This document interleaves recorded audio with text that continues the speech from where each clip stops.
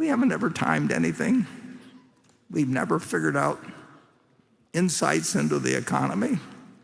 I mean, when I was 11 years old, March 12th, I guess, 1942, March 11th, I bought stock when the Dow was 90, well, it was 101 in the morning. It was 99 at the end of the day, I think. And, now it's 34,000, or maybe it's 1,000 less than it was on Thursday.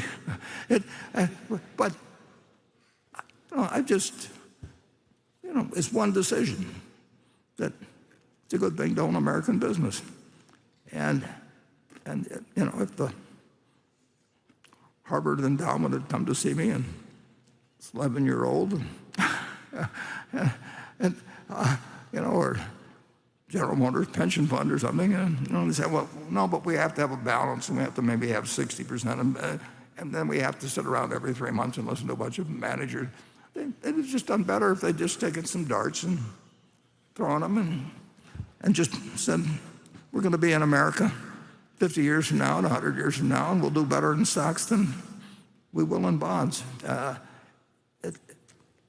It's amazing how hard people make what a simple game it is. But of course, if they told everybody what a simple game it was, 90% of the income or more of the people that were speaking would disappear. So there's really a little too much of us to expect of human nature that people will explain why they really aren't adding any value to what you can do by yourself, or actually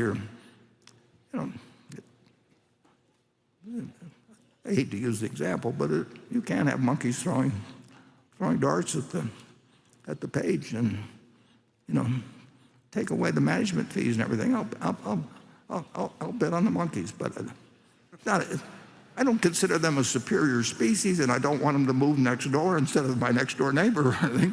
But that is the way it's just the way it has to be. Charlie, do you have anything cheerful to say?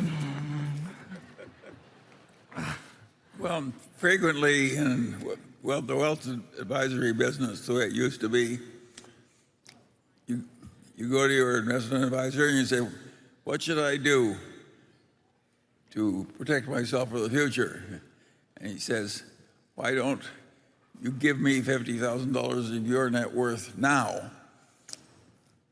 That's my contribution to your future. It's a peculiar business.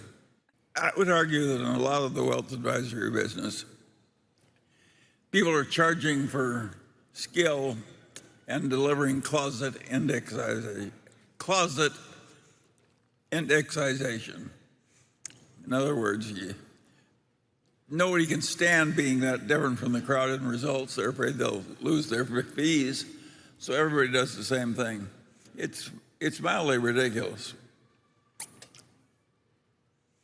The world is mildly ridiculous.